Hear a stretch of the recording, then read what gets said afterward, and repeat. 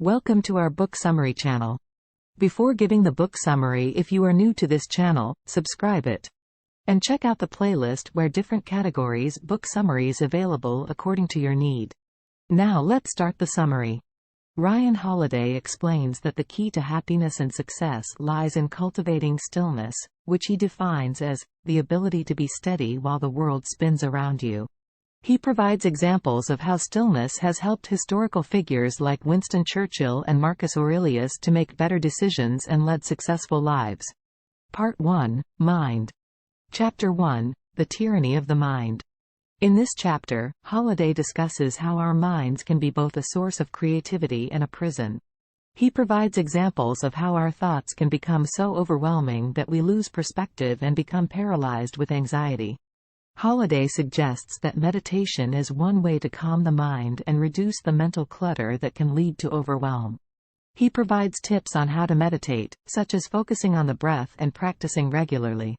Chapter 2, Choose Objectivity. Holiday discusses the importance of stepping back from our emotions and being objective.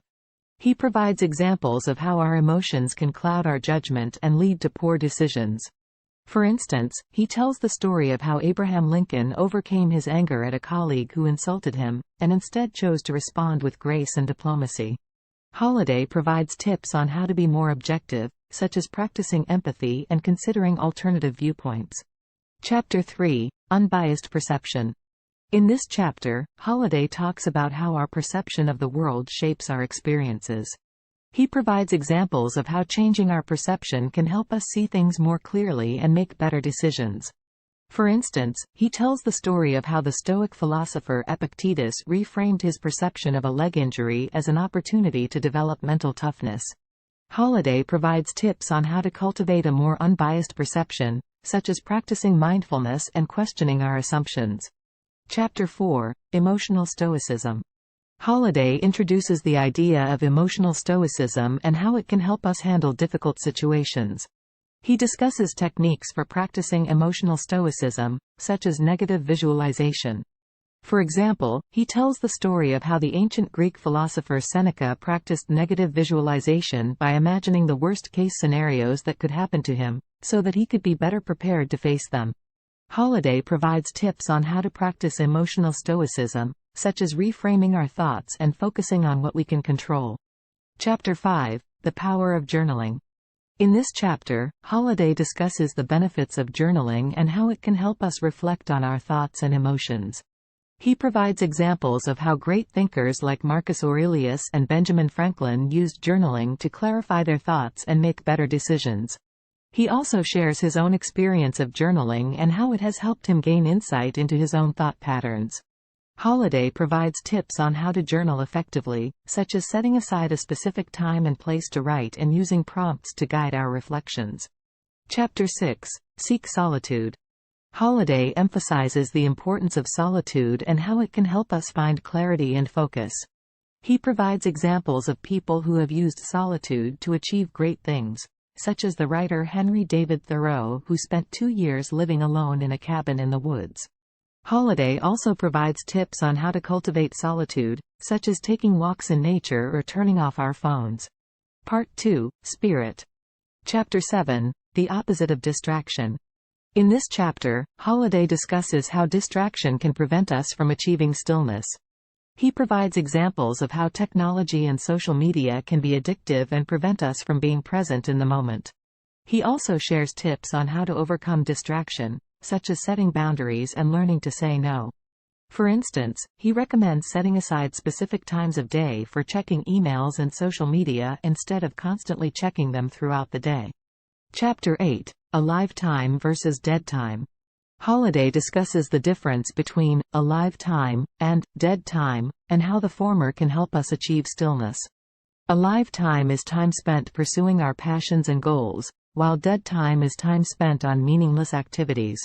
He provides examples of how great thinkers like Aristotle and Leonardo da Vinci used alive time to make significant contributions to society. Holiday also shares tips on how to cultivate alive time, such as setting goals and focusing on one task at a time. Chapter 9, Practice Presence. Holiday emphasizes the importance of being present in the moment and how it can help us achieve stillness. He provides examples of how being present can lead to better relationships and increased creativity. For instance, he tells the story of how the painter Pablo Picasso used his surroundings as inspiration for his art. Holiday provides tips on how to practice presence, such as focusing on our senses and using mindfulness techniques. Chapter 10, The Stillness of Love. In this chapter, Holiday discusses how love can help us achieve stillness. He provides examples of how love can bring people together and create a sense of peace and contentment.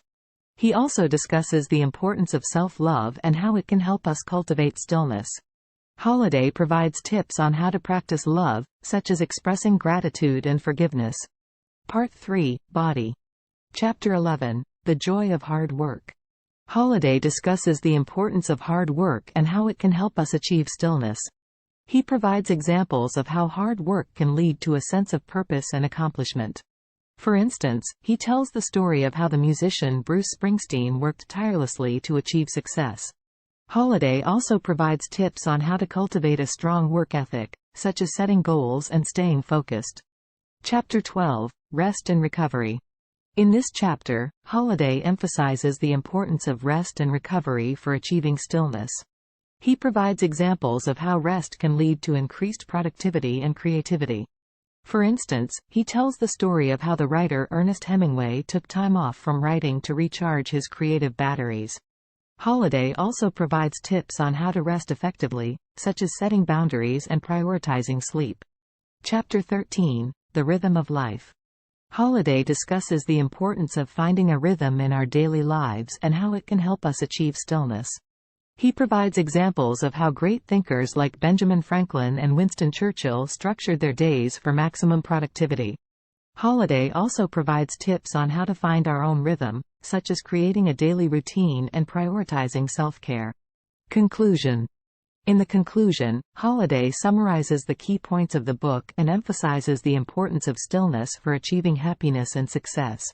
He encourages readers to cultivate stillness in their own lives by practicing the techniques outlined in the book. If you like this summary, then subscribe to my channel, and if you want to purchase this book, check out the link given in description box. Also check out the new designs on our store for unisex t-shirt, hoodie, sweatshirt, etc. I'll see you in the next book summary. Thanks for watching.